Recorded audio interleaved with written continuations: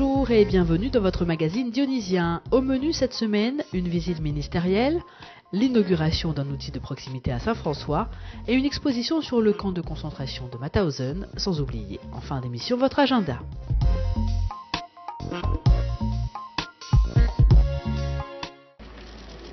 Une heure, c'est le temps imparti à la ministre des Outre-mer pour rencontrer des jeunes suivis par la mission locale Nord. Georges Paul-Angevin a ainsi pu échanger avec des bénéficiaires de la Garantie Jeunes.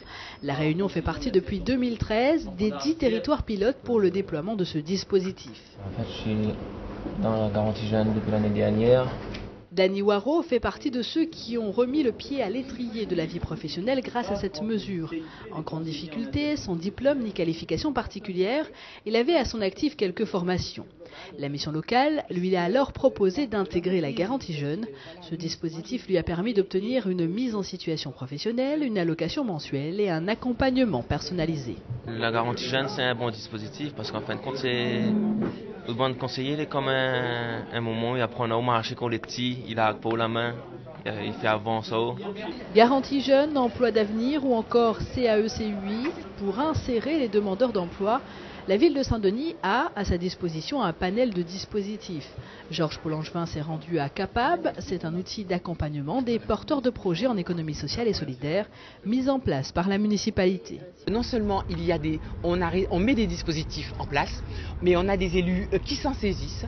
On a des administratifs qui se battent avec l'idée que permettre aux jeunes de s'épanouir est quelque chose d'important. Par conséquent, véritablement, c'est une après-midi qui, moi, me fait beaucoup plaisir. Au-delà de la création d'emplois aidés, on travaille à la fois avec le monde économique conventionnel et avec l'économie sociale et solidaire pour créer des possibilités d'insertion. Pour conclure sa visite sur le chef-lieu, la ministre s'est intéressée à Prunel. Ce projet de rénovation urbaine du nord-est littoral va changer l'entrée est de la ville, à l'image de ce qui a été fait au Camélia.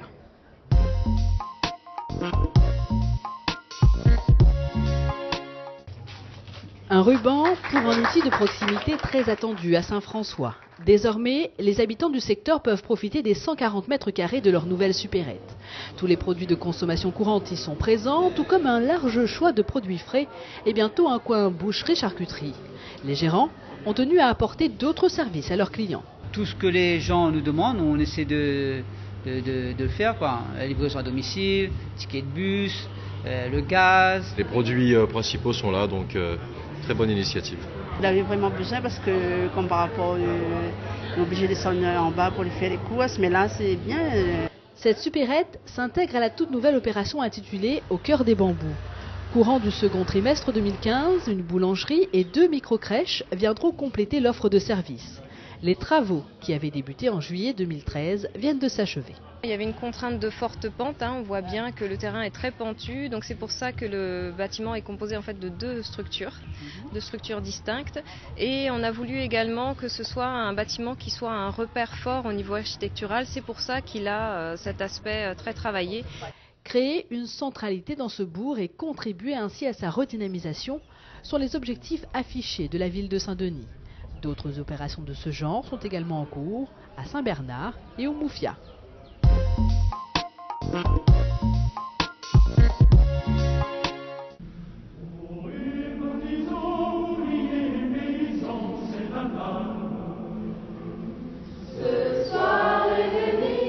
Le chant des partisans pour inaugurer une exposition dédiée au camp de concentration et d'extermination de Mauthausen. Là où 2 Réunionnais furent détenus jusqu'en 1945. Jean Joly et Teddy Pia reçoivent à l'occasion du 70e anniversaire de la libération des camps de concentration un hommage de la part de l'association des professeurs d'histoire-géographie de la Réunion. C'est elle qui a fait sortir pour la première fois d'Europe l'exposition sur Mauthausen et complété celle-ci d'une partie sur les 2 Réunionnais. Mon grand-père a œuvré toute sa vie perpétuer la mémoire entre guillemets de ce qui s'est passé dans les camps de concentration, mais c'est pas une mémoire autant à souvenir qu'on pose sur une étagère, mais l'horreur de ce qui a été perpétré dans ces camps. Quand on voit que malgré le fait qu'ils soient plus là, des personnes prennent le relais et ça leur tient à cœur, c'est vraiment très émouvant. De nombreux élèves sont attendus à cette exposition. Pour les familles de résistants et déportés, pour les professeurs d'histoire-géographie, il est important de sensibiliser les plus jeunes aux horreurs de la guerre en s'appuyant sur des exemples réunionnais. Il faut bien montrer que c'est un combat qui a été mondial, de toute façon, que les Réunionnais ont pris leur part dans ce combat pour la liberté il y a 70 ans. Cette exposition se tient jusqu'au 14 février à l'ancien hôtel de ville de Saint-Denis.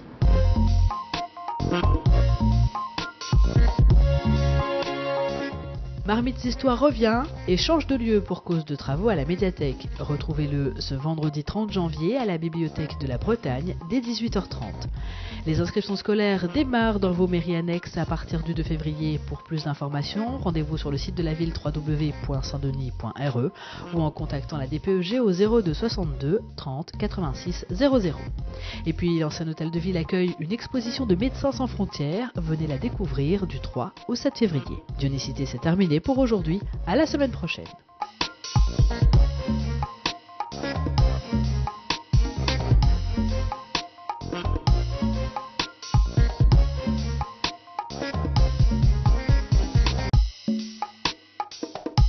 La ville de Saint-Denis vous a présenté Dionicité.